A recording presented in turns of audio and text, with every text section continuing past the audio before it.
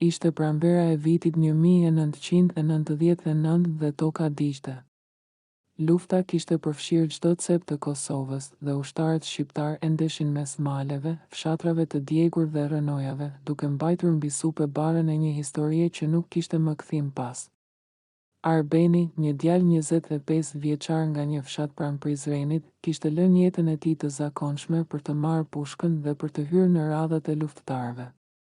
Kishte lënë nënën e tij të moshuar dhe motrën e vogël të strehuara të afërmit në Kukës dhe çdo natë, para se të mbyllte sytë, mendonte nëse ato ishin mirë, nëse kishin bukë për të ngrënë, nëse kishin mbetur gjallë mes gjithë asaj katrahore. Për të, lufta nuk ishte thjesht për tokën, por për familjen, për gjakun, për nderin. Një mbrëmje, pas një dite të gjatë përballjesh dhe marshimesh, ai u ndal bashkë me një grup ushtarësh në një fshat të braktisur. Shumica e shtëpive ishin djegur, por një shtëpi në skaj të pyllit ende qëndronte e paprekur. Kishte dritare të thyera, por çatia ishte në këmbë. Ushtarët vendosën të strehoheshin aty për një natë. Arbeni hyri i pari dhe kur shtyu derën e vjetër, pa në një qoshe një hije që u lëkun. Në fillim mendoi se ishte mace, por pastaj dëgjoi frymëmarrjen e rënduar të një njeriu. Ngriti pushkën me nxitim, por një zë i dridhur në gjuhën serbe u dëgjua: "Mos gjuaj. Të lutem." Para tij qëndronte një vajzë, ndoshta jo më shumë se 20 vjeç. Kishte flokë të gjatë, të verdhë që i mbulonin fytyrën dhe sy të mëdhenj blu që dridheshin nga frika. Ishte e dobët, me rrobat e grisura dhe mbante duart lart. Arbeni nuk e priste kurrë të gjente një serbe aty, vetëm, në mes të rënojave. Ai nuk foli menjëherë, vetëm e shikonte me sy të akullt, duke u përpjekur të kuptonte nëse ishte grack, si quhesh. E pyeti në shqip, pastaj, kur ajo nuk reagoi, përsëriti në serbisht, një gjuhë që e njihte sa për t'u kuptuar. Milena, tha ajo me zë të ulët, ajo i tregoi se familjen ia kishin vrarë disa javë më parë, dhe se ajo kishte mbetur e vetme. Kishte qëndruar aty, duke u shqyrë me çfarë gjente, duke pritur ndoshta një mrekulli që nuk vinte. Arbeni e dëgjoi pa thënë gjë, i përfshirë në një përplasje të brendshme.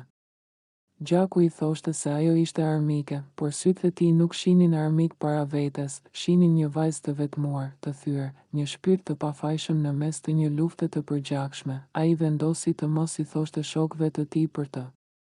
E mbajti sekret, e fshehur në atë shtëpi.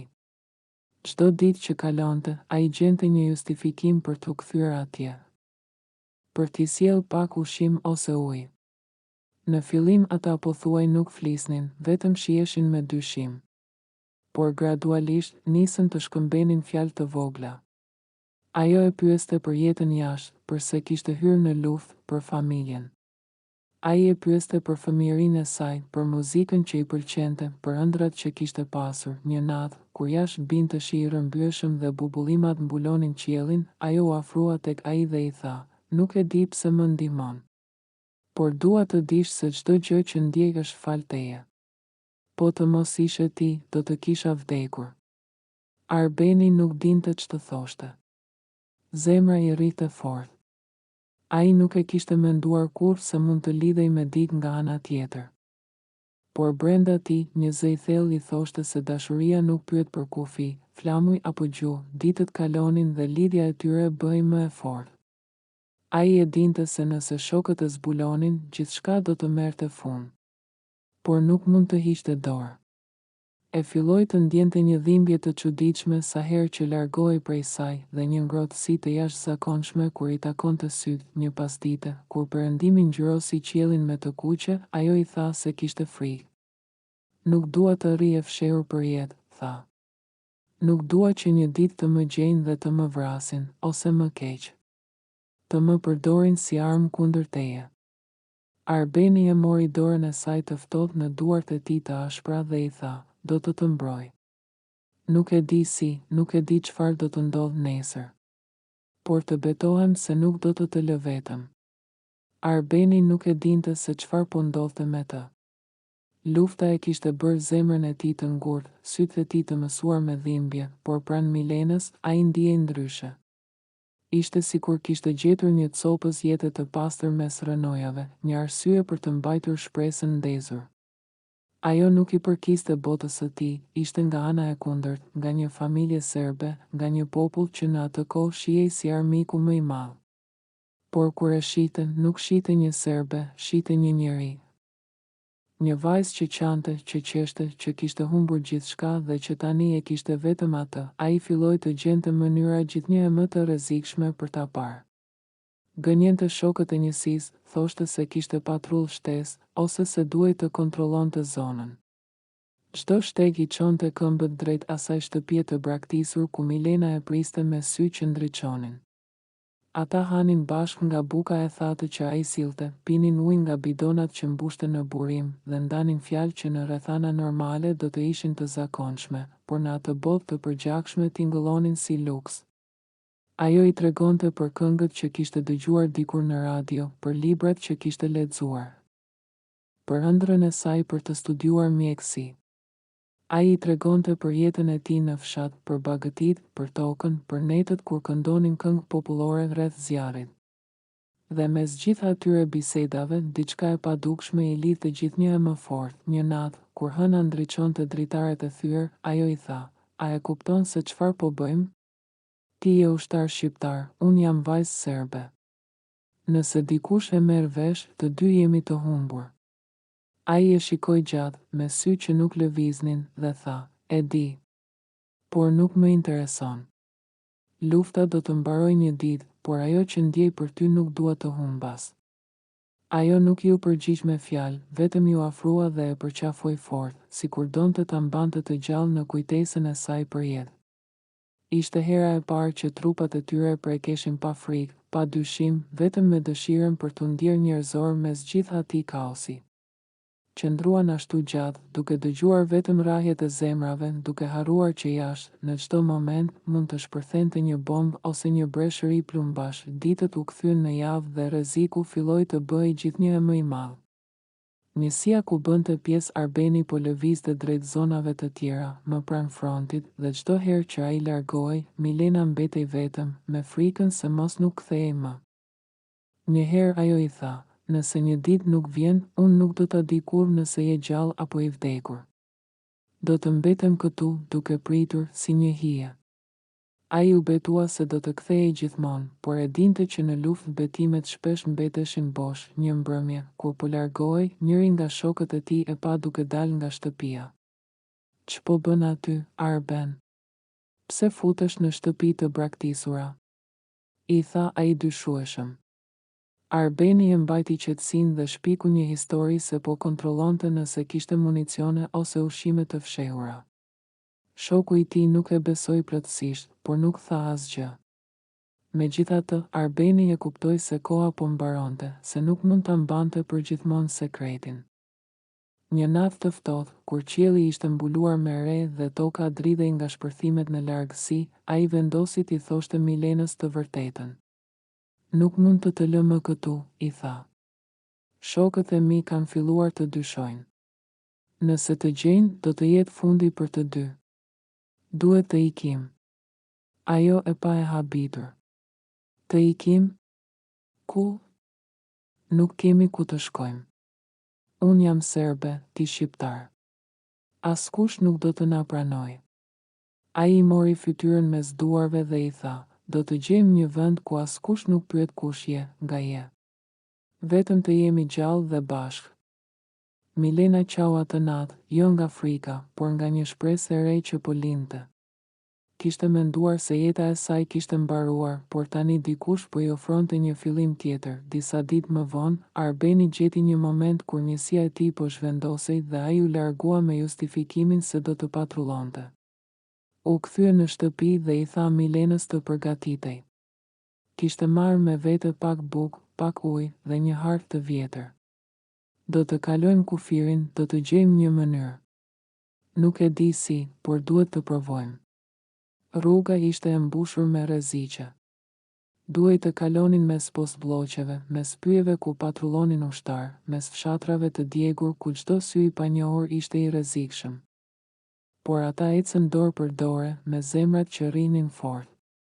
Netët i kalonin duke u fshehur, duke fjetur mbi barin e lagur ose mbi gur të ftohtë. Ai e mbulonte me xhupin e tij, edhe pse dridhej vetë nga i ftohti. Ajo i përshpëriste fjalë ngushëllimi, edhe pse nuk dinte nëse do ta shihnin mëngjesin një herë, ndërsa kalonin pranë një lumi, dëgjuan hapa dhe zëra. U fshehen mes shkureve, duke mbajtur frymën. Ishin ushtarë serb që flisnin dhe qeshnin, pa e ditur se vetëm disa metra larg tyre ishte një vajzë nga populli i tyre dhe një shqiptar që e mbante dorën e saj me gjithë forcën e botës.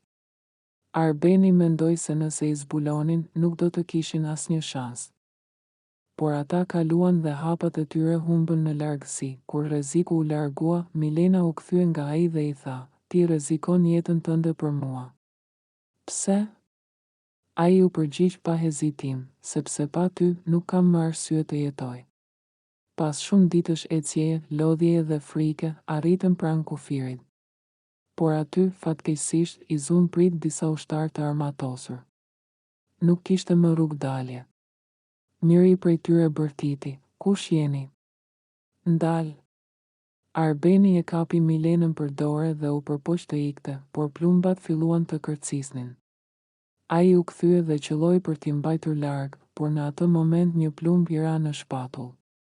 Ra përden, duke mbajtur dorën e Milenës me gjithë forcën që i kishte mbetur. Ajo bërtiti, u përpoq ta ngrinte, ta tërhiqte. Ushtarët ju afruan, por kur pan se para tyre ishte një vajzë serbe dhe një shqiptar i plagosur, mbetën të hutuar. Njëri prej tyre tha: "Ç'është kjo? Një serbe me një shqiptar? Kjo është çmenduri." Milena, me lot në sy, u ul pranë Arbenit dhe tha: "Po, është çmenduri. Por është e vetmja e vërtetë që kam. Ai është jeta ime. Nëse doni ta vrisni, vritni edhe mua." Ushtarët mbetën të shtangur. Një heshtje e gjatë ra mbi të gjithë, derisa njëri prej tyre uli pushkën dhe tha: "Ikni, para se të ndryshoj mendje." Milena e ndihmoi Arbenin të ngrihej, duke e mbajtur mbi shpatullën e saj. E tërhoqi, hap pas hapi, derisa kaluan përtej kufirit. Ai mezi merrte frym, gjaku i rrithte pa pushim, por në sy i shkëlqente një dritë që nuk e kishte parë kurrë më parë. "Tani jemi të lirë," përshpëriti, ajo e puthi në ballë dhe tha: "Jo ende. Por do të jemi. Për sa kohë jemi bashkë, gjithçka është e mundur." Pas shumë ditësh endjeje, plagësh dhe frike, Arbeni dhe Milena arritën në një kamp refugjatësh ku askush nuk pyeste kush ishe dhe nga vije, për sa kohë kishe humbur gjithçka. Aty gjetën një strehë të vogël, një dyshek të vjetër dhe pak bukë për të ndarë. Arbeni mezi mbijetoi nga plaga që mori në kufi dhe ishte Milena ajo që e mbajti gjallë duke u kujdesur për të ditë dhe natë. Duke i pastruar gjakun, duke i dhënë ujë me duart që i dridheshin, kur më në fund u përmirësua, ata menduan se jeta e re do t'u jepte një shans. Por lufta nuk harron kurrë. Zërat për një vajzë serbe që kishte ikur me një ushtar shqiptar nisën të përhapen. Njerëzit nuk i shihnin me sy të mirë. Disa i quanin tradhtar, të tjerë i shanin, e disa kërkonin t'i ndanin me forcë. Ata nuk kishin asgjë tjetër, përveç njëri tjetrit, një natë, ndërsa uleshin jashtë dhe shikonin qiellin e mbushur me hyje, Arbeni i tha: "E di që bota nuk na do, por unë nuk jam penduar asnjë çast. Nëse do të kisha lindur 1000 herë, sërish do të zgjidhja ty." Milena qau, jo nga dhimbja, por nga fakti që e dinte se dashuria e tyre kishte lindur në vendin më të pamundur, në kohën më të përgjakshme, por prap kishte mbijetuar, shumë vite më vonë. Kur lufta ishte thjesht një kujtim i hidhur në librat e historisë, njerëzit rrëfenin historinë e një ushtari shqiptar dhe një vajze serbe që u dashuruan mes shkatërimin.